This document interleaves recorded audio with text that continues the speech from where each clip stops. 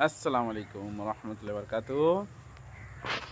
চলে এসেছি মাহমুদুল ভাইয়ের মসজিদে ভাবতা।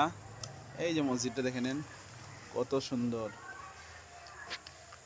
সুবহানাল্লাহ, সবই আল্লাহর ইচ্ছায়। বিশেষ তেমা থেকে আমরা চলে আসলাম এখন ভাবতা মসজিদে। কিছু বলার আছে আপনার?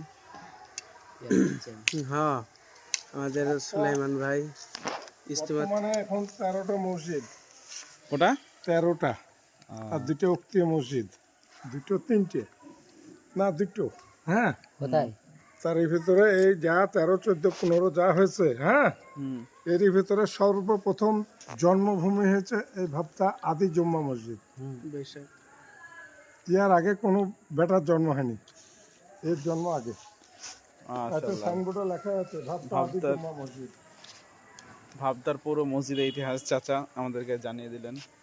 এই দেখেন চাচা যাচ্ছে, দেখতে পাচ্ছেন। আর এই দেখেন আমরা আছি আপনাদের সঙ্গে। ঠিক আসসালামু আলাইকুম।